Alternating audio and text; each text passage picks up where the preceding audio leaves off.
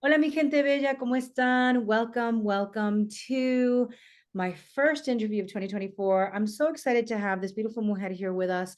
I see her in the community and I was like, hey, Leslie, hi, Leslie. And we're like, hello. And I was like, I think we need to sit down, sister to sister, hermana to hermana, and like really discuss the spiritual path and being Latina in the world, but especially also Central PA and globally. So everyone, please open your hearts for Leslie Avila. Hola, Leslie. Thank you, Vanessa, for inviting me on. I'm really excited to have this special chat. I can already feel it. Hi, everybody. Nice to meet you virtually. Yes. So everyone, please, before we get into it, and you know that we are, I want to read Leslie's bio. Leslie is a community organizer trained in the wellness arts, as well as a storyteller and writer. She is the founder of Delightful Co., a lifestyle and wellness company. She has been gathering community for workshops and classes for over 10 years. Leslie is passionate about creating multidisciplinary spaces for personal and professional success. She's a storyteller and word artist in the midst of working on her first book to be published. Leslie uses her words and indigenous healing practices to provide healing spaces through private sessions and group workshops. So there's so much here that I want to talk about. Congrats on the book, but let's start from the beginning. I like to sometimes be a little linear, but Yes. so how did I know that you're Ecuadorian. How did your family get here, come here? And especially Central PA, because like I grew up in New York City where there's a lot more, diversity and all. What was that like coming here? Like, tell us that part of the story. Yeah. So, like you even said, from Ecuador, my parents went to New York City. That's where I was born. And we moved to, yeah, Queens, New York in the building, in the blood. Yes, I Yeah. remember. So we moved to central Pennsylvania about 16 to 17 years ago. I was 9 years old. And yeah, so I was super young, but the difference, I mean, just I still go back to New York. We still have roots there and raíces there. So the difference is massive. I remember when we first came over here, I couldn't fall asleep for a couple of days because the noise. I was like, there's nothing here. It was like it's so silent and it's so large. So coming here, it's not as diverse as New York at all. So it was an interesting pattern and learning opportunity and experience here. So yeah, it was a yeah. Ask me another question, please, Yeah, about that I think, experience. yeah. And I think that like compared to when you came and compared to what we're dealing with now, I feel like there's a renaissance right now in terms of inclusion and diversity and like openness in Central PA. Like from when you first came to now, Yes, in terms thank of you. wellness, healing, and just business and all of that. Yeah, I mean, even like before, right, my business and my entrepreneurial endeavors, just growing up as like a Latina here, it was so like I actually haven't ever said this story in public, so I would love to share. I mean, it was just so weird. Like the people around you are just so used to like the typical American person. I mean, I didn't know like English grammar that well and vocabulary. I had friends that would look at me so weird because I didn't know this English slang or this historical context. I'm like, and I didn't understand it back then. I'm like, dang, I should have known that. But now growing up, I'm like, of course I didn't know that. I'm not American. I'm not from here. I was born in New York, but like my culture and my household was breathing Ecuador, was breathing Latina. So I'm like, of course I didn't know this, this, and this. I didn't grow up here. I'm not from here. I didn't have parents that are from here. So it's very different. Like I think when I grew up, now the culture shock is happening after the fact because when I Yeah. was younger, I wasn't conscious enough. And thank you for agreeing because I never said this out loud. And you know, the, I wasn't able to process the culture shock or process what was happening. So now as I grow up, I'm like, wow, I went through a lot being around American people, a lot of them Anglo, and that I didn't have any relation to. And I had more, friends of the Afro diaspora growing up because, we could relate more, although they were still like, they grew up in America and some of them identified as African American, but we had something to relate to. We come from different places. We come from loud, earthly places, and we come from deep places. And there was a a lot that as young kids, we couldn't communicate, but we knew that there was something there and we felt the relation. So, I mean, and now, like you said, in my entrepreneurship endeavors and just growing up, like there's a lot of people focused on DEI work and being inclusive. And there's all these, I like to call them, politically correct terms, but it's just being open to different people at its root core. It's being a human and coming back to community connection and collaboration. So it's definitely different from, growing up and even just in high school and graduating high school. So till now. So it's been good to see. Yeah. Oh my God. No, and it's true because I was born in another country. I was born in Peru and I came here with my parents. And I didn't learn English till I was 5 because I'm speaking Spanish in the house all the time. And now it's not that prevalent. You can't hear it because I worked really hard on it, but I was bullied. And so I used to speak like this all the time because that's how you speak when you come from South America. At least my people did, you know. Where Yeah. are you Yeah. going? The house is on fire, like this. And so my mother didn't even learn English till even when she passed, right? She passed 2020. And so one of the things that I tell people here, thank you, is like, don't get it twisted. Like, yes, I'm light colored, so I didn't have the racism of the color per se, although people were like, you're not quite, you're like, you're right, but you're not, right? I said, Us. don't get it twisted, right? I'm not American like you, where you've been here 200, 300 years. I don't have family here. I had to learn the language. My parents didn't know anything, how to maneuver through college, how to get into college, how to maneuver creating businesses.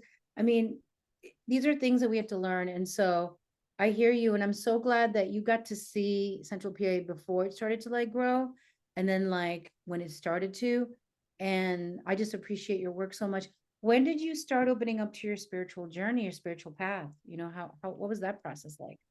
Thanks. Yeah. So I love this story because it was really, I mean, I was so deep in the matrix and in the brainwash of being like normal, like everybody else. So my awakening was so abrupt.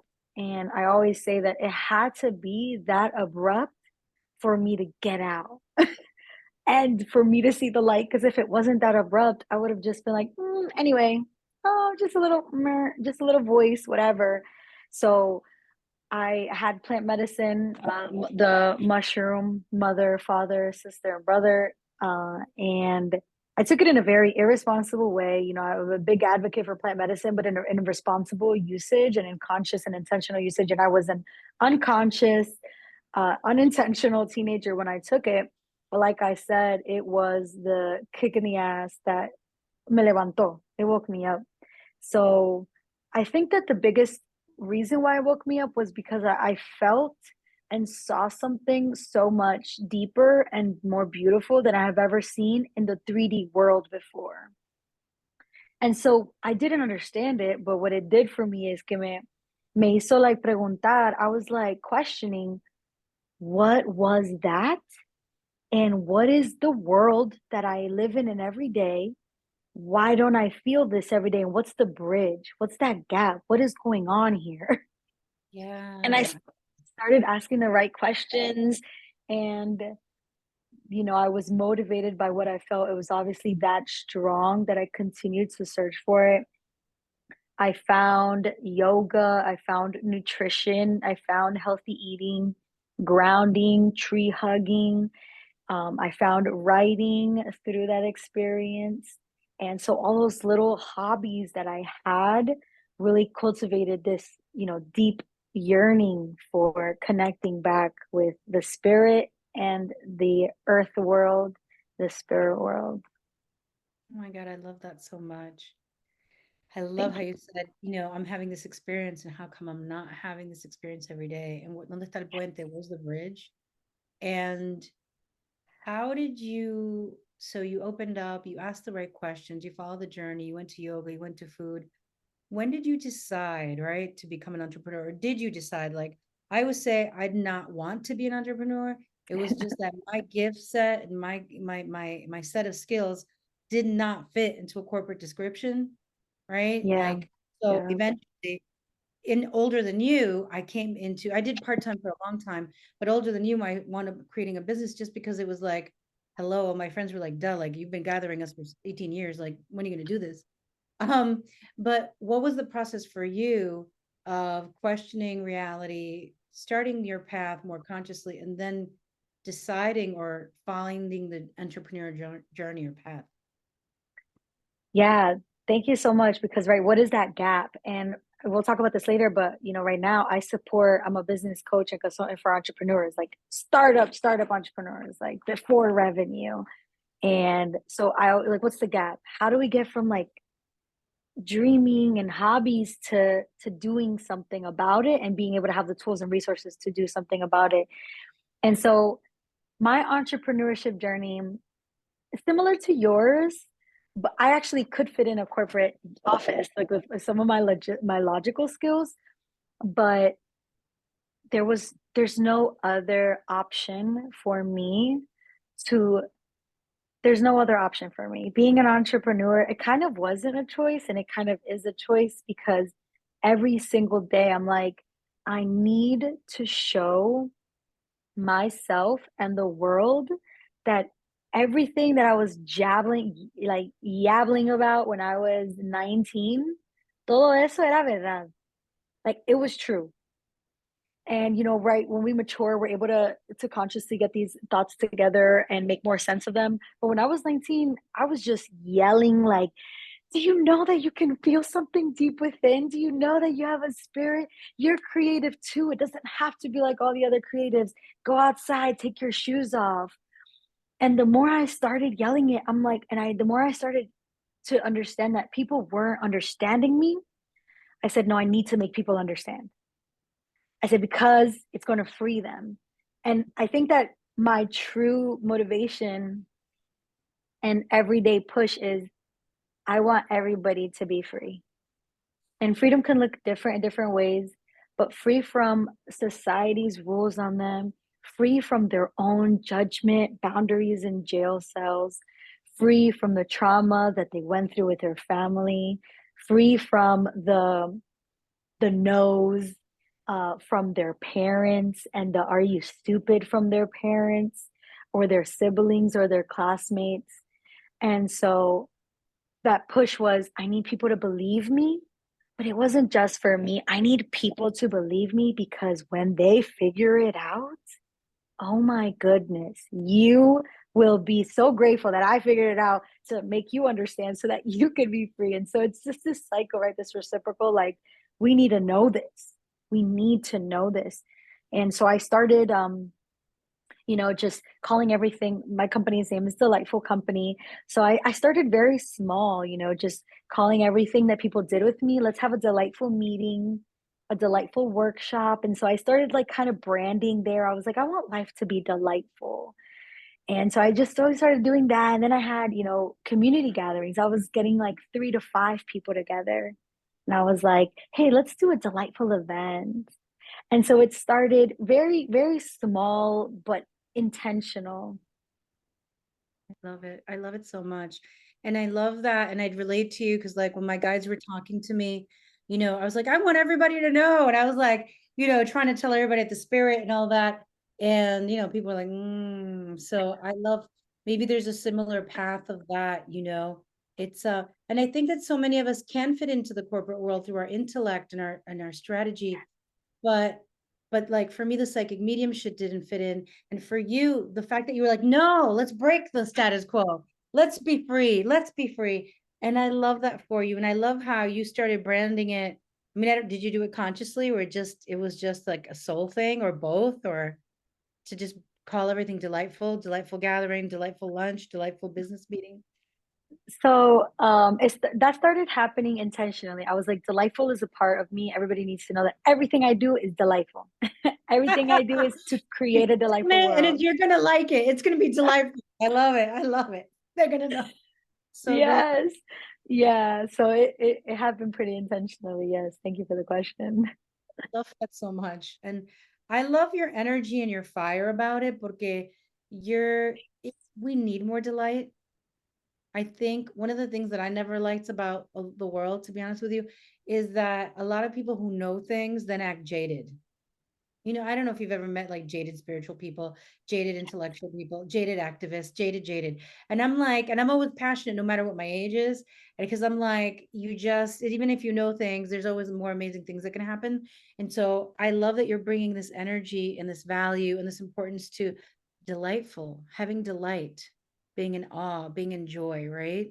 Just because there's so many heavy things in the world. And that is really, Yeah, and I think it also like connects to one of my missions and like passions is to make everything feel so like a kid is seeing it for the first time, right? That feeling when a kid sees something and understands how a machine works, it's so beautiful. There's a word and I'm just forgetting it, but and so I want to bring that awe. back. Is it awe when you're full of awe, like wonder? No, but that is a great word. It is. It's that awe inside of you. And it's so bringing that back is like important because then you're this grumpy old person walking around and you're bored and you're mad at everything. And that's just when life got a hold when the modern world got a hold of you and you forgot, your fun. Yes. I love that so much. So correct me if I'm wrong, because I'm not sure. Do you have a LLC and a nonprofit? Yes. So I have a for-profit company and a nonprofit company Okay, for profit. organization. How did you decide? Because lately I've always thought of doing a nonprofit, but I haven't. And I've talked to so many people who are like, no, girl, don't do it. And I've been a board member. So I want to hear your great experience as a nonprofit, and why you decided to do it. Yes, and I love that you say that because, I'm understanding. I founded the nonprofit about 2 years ago, and now I'm like, okay, this is a little bit more work than we had imagined. But the reason why I wanted to create a nonprofit, and even though some nonprofits in the world today, they kind of tainted this image, but for me, nonprofits were helping hands. That's how I saw it when I was a kid. I'm like, these nonprofit organizations are helping the world. And of course, we see a lot of tainting today, and that kind of awe may have left. But I truly feel that a nonprofit organization can be a selfless and service focused organization, gathering, company, group that can really do wonders. Not that a nonprofit, for profit can't, because a LLC, a business can, very much so. But so I think that kid in me was like, I want to create this helping hand. And, I don't regret it any second of creating it. And I think every day I'm learning more about, just understanding impact and reach because, right? So am I working as a volunteer in the nonprofit or am I working in the administration of the nonprofit? So the administration of the nonprofit is what I do. And that's a little bit more heavy lifting and administrative work. But I still feel, yeah, I love learning every bit of it of how to organize it in such a way that we can do good and not be like everybody, all the other nonprofits who perhaps tainted it, through Yeah. their own mishaps. And I know some great nonprofits and they're very happy doing what they do. But lately, I was talking to people who are like, oh, girl, if I knew that it was going to be like this, but who knows what their capacity is, right? Sometimes if Yes, you already have a job and you have kids and everybody's different, yes. every capacity. And for you, what are you doing as a helping hand with your nonprofit or what are you planning to do? What are you doing or planning to do? Yeah. Yeah, so the nonprofit um, has different committees. Our two most rolled out committees is our litter cleanup and education committee. So within that, we have an initiative that we clean up once a month. We clean up the streets of Harrisburg, of central Pennsylvania area, and yeah, I hated seeing litter on the street, and I was like, and I just started cleaning it up myself. I'm like, well, I might as well gather people and just like clean up together. But I know that that's also, I had a mentor of mine. She was like, you can't just keep cleaning everybody's trash because they're not going to learn, and they're going to keep littering, and you're going to keep kicking it up. And it was like a, but it was like a bing at the same time.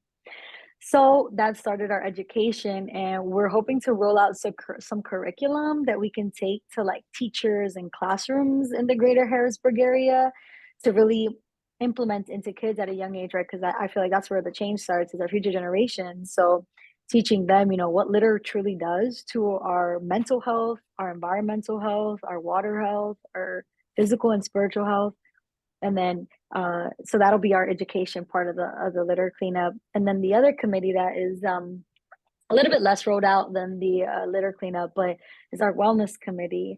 And so through that, hopefully at the end of this year, I started taking scholarships last year, but we had to just cancel because capacity, but really giving people scholarships to be able to get yoga classes, massage classes, tai chi, kung fu, qigong, um, you know, all these other skills and abilities, like how to connect, go ground, right? And these are things that insurance might not cover. And that these are things that you might not think a priority when you're in a state of survival, right? You're thinking about food, shelter, you think about food and shelter Yeah. and clothing. And so, right, why would we put aside money for this like expensive yoga class? And so we want to give people the opportunity to try out these classes. Maybe you won't like them. So these scholarships are one of the very big part that we're excited about. And also, I forgot to mention quickly, we have a compost initiative under this. And so we're starting to roll out in March our community compost coalition. So we'll be able to offer Harrisburg residents, greater Harrisburg residents, with a compost bucket and a location to compost their green waste, which I'm so passionate about because, oh my gosh, how many pineapple heads are in the trash when they could be back in the soil? Oh my God. Leslie, I love this so much. And as I asked you the question earlier, I had seen the cleanup initiative on your page, and I was like, but it's okay because I wanted you to talk on this. But this is so great. And I love it because it's different. I think that sometimes people want to help, want to go for some lofty thing. And the fact is that trash that's right on the ground affects, like you said, our mental health, it affects our environment, it affects our physical health, it affects, and I love that you are doing that and teaching people and then creating this other committee for the wellness so people could be exposed to that. Because I think so much that a lot of our communities, I'll talk a little bit about improv, right? But our communities sometimes were afraid of meditation in the past. When I was younger, maybe not for your time, but my time, people were afraid of certain things. And I can say that when I saw improv in New York, I just saw white guys smashing imaginary beers on their head going, dude. And I was like, I don't want to do that improv. What is that? And that's improvised theater. And then I came here, and of course, everybody was very white and blah, blah, blah, like gringo from here for 400 years or what. Yeah. I was 200, 400 year white, which is fine, people. If you're listening, I love you too. I'm just saying, when you're new, you're still adapting. Yes. So I remember, and then I was like, why didn't I come here sooner? I didn't think it was for me. And so I love that you're teaching people about litter, that you're teaching people about yoga, and maybe someday improv. I want to throw that in there with you. But girl, I'm ready. You their keep saying it. communities have to remember that yoga is for us and improv is for us. And there's nothing out there that isn't for us. No matter what we've been taught, or if we don't see ourselves on TV or we don't see ourselves in the advertising, it's for us because we exist. And I love that. Oh my God, this is really powerful stuff. Yes, thank you. And you, like you said, like there's nothing out there that isn't for us because our communities, ancestral communities, they had a form of improv, a form of yoga, a form of meditation. It just wasn't called those English words, and it maybe had a different format. But our ancestral communities, they had forms of healing and art and cultural expression that was lost over the years because of oppression and because of colonialization and modernization and industrialization. So we're just reviving it, and we're in America using English words, and that's why we're going to improv, but we're just coming back to ourselves, really, and honoring what was always for us. Yes. Go powerhouse, go powerhouse. I love it. I love that you brought up the ancestral, that we already had it, because it leads me to the questions. Leslie, what are some of the ancestral patterns you had to heal or release or alchemize in order to be who you are today?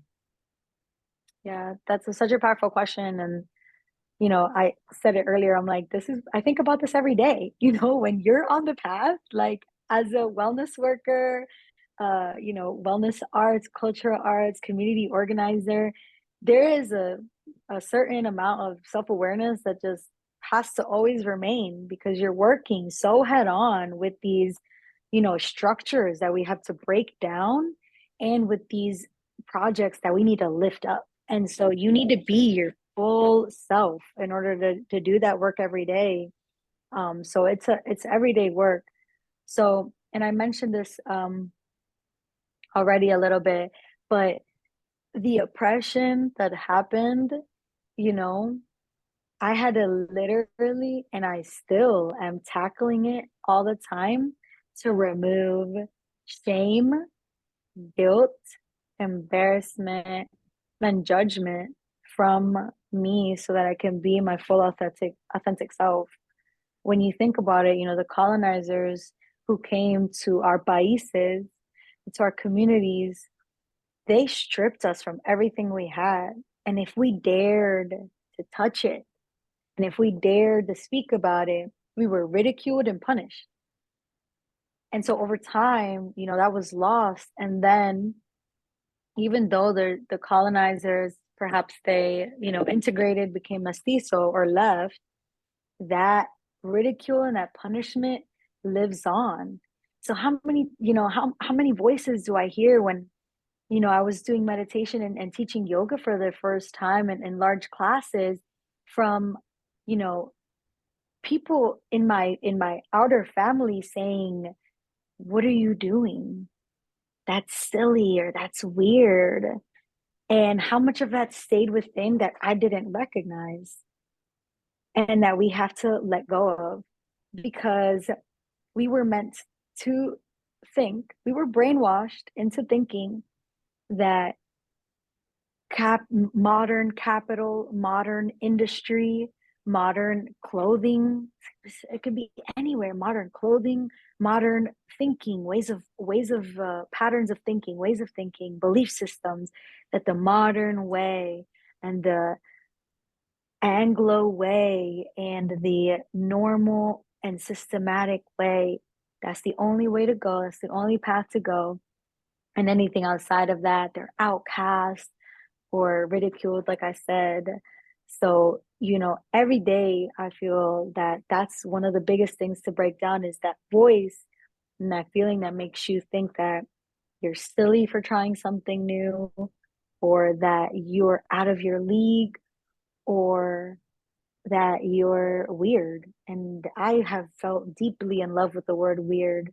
I would take that word over anything today, because it's, taking that word back, take land back, word back, language back. So yeah. Love that so much, and so beautiful and so deep. And I think that most of us who've been exposed to white centric ways, and this is the only way to do it, or this myth of perfectionism that doesn't exist. Um, I met so many people and clients and students who think that if they don't do something from get-go, they can't do it. I'm like, nobody was coming out of our mom's vajayjay, an expert. We may have carried the wisdom in the soul. We still needed to grow up. We still need to practice it. And that, our ancestors, they did what they did over and over and over again to become masters of it. They built the irrigation systems, they built their sewer systems, they built pathways, the Incas, Aztecs, the Mayans, they have, and if they did it over generations, over time, if we only try something once and give up, and I think that, I think that, like, let's say folks who've been here for centuries don't have that. I think that us newer people, right? We are the ones who, oh my God, but I should know that, but I should have it, it's like, no, no, no, and so I know that as I've gotten older, that I have allowed myself, and I always say, to be a beginner, to always be a beginner, no matter what age I am, right? To allow ourselves, like you said, to be in awe. Well, you didn't say that word, but to be childlike, to look at the thing as Yes, new yes. excitement. And it's like, we need to cultivate that when reclaiming parts of ourselves. So I love that. Mhm. And I Yeah. about the word weird. And what are some of the ancestral gifts you're leaning into to be who you are and be the leader and community leader, that you are now and becoming? Yeah. And, I think being weird, let's go, I'm running with it. I think that's one of because being weird, right? What does that word really entail? It's being different. It is being unique. It is being special. It is being unlike others. And Yes. so that is what I really have to lean into, is myself being the whole person that I am, weirdness and all. And I really have, and in order to be who I am, complete my mission, positively affect the people around me and myself, and to free myself, I have to lean into me, who I am, and the weird gifts that I, was born with, and maybe have developed over time. And to name a few, right? Because we all have these diverse and intersecting, gifts inside of us that maybe make sense sometimes and maybe they don't. Right. And so to name a few, uh, being able to listen to the body was really a gift that I loved to cultivate in my wellness arts work, because the body was able to speak to me, and earlier, and like I can I can follow where your pain and where your discomfort is, and understand the systems through touch and through feeling and through listening. And another ancestral gift that I'm leaning into is the fire woman that is inside of me, and letting her loose. She is so Yes. loud. And for so long, I think maybe you had this experience when I was younger, like, you're too loud, or you're too annoying, or like, Yes. stop bothering. And so, Talk like, really just being, yeah, about talking too much. So just being the leader that I am, and stepping into that and not be ashamed or shy. I carry a little shyness with me, because it's so funny, because I'm so open and wide. So I feel this shyness sometimes coming in, and recognizing it, giving her love, and being like, Nana, you are a firecracker, be it. So I love that yeah. so much. Oh my God, I just love listening to you. How, what's coming up for you? And you give me a lot of hope, because as an older healer, my teachers are in their 70s now, in their 80s. I was the bridge. My teachers, a lot of them did not have abundance from their gifts. I've gotten a lot of emails and stuff where we've had to donate money to get people wheelchairs and to get people like support and nurses, because my teachers before me were like almost brainwashed that like you can't charge money for the gifts and you can't do that. Entonces they were in a bad place. And so for me, I'm actually the generation that brought my business online after just serving community for a long time in New York and did it. And so I look back and I'm like, okay, who's coming up? Who's coming up? Or not even back to the side, right? Because you're right there on the side walking. It's not to back, but to the side. And then looking forward, like who's, once I leave the planet, who's coming up to be the next elder? So I see you as that, Yeah. right? Like you're Thank the you. future elder, right? I'm the future ancestor, you're future elder. And so you give me a lot of hope, as I hear you about taking care of the earth, about reclaiming our gifts, about staying, excited, about allowing ourselves to reclaim our weird, right? I used to have a campaign that I used to call Work Your Weird, right? Like about working our intuition in our business, right? So Work Your Weird was a thing that I did like in 2014. Um, and so when you brought up about claiming your weird, I'm like, yes, girl, yes. So Wow. you give me a lot of hope. You give me a lot of hope as Thank somebody you. in what mid-20s that is already, with your business, with a nonprofit, with your dreams firmly like rooted and making an impact. What's coming up for you? Where can people find you? So let us know so people can follow you. Thank you. So you can follow me on Instagram and Facebook. On Instagram, the company is called A Delightful Company with two L's.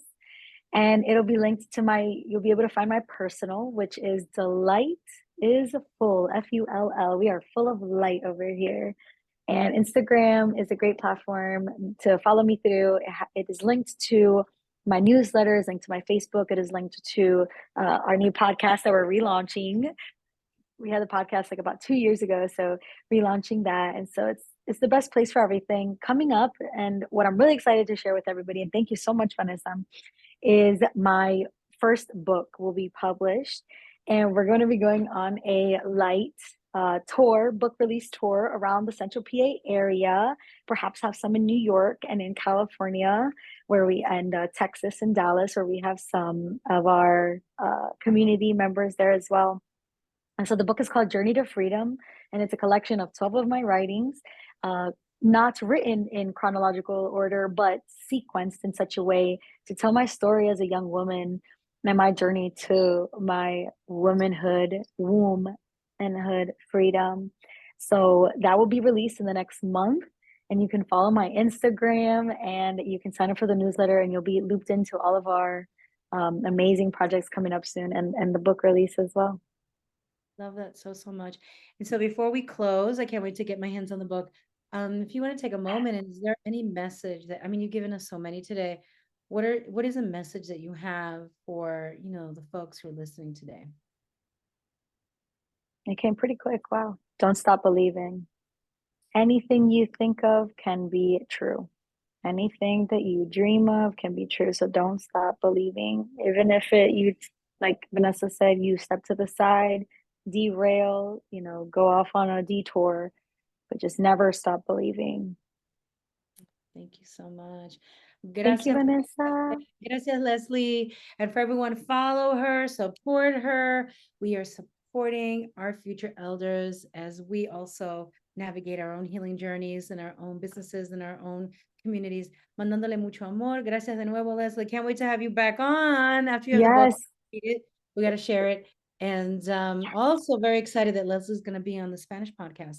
None of you have really heard much about it because it's been secretly in the making, but I'm going to interview her and she's going to be there too. So you got to listen to her there as well. Gracias. Bye, everyone. Gracias, Vanessa.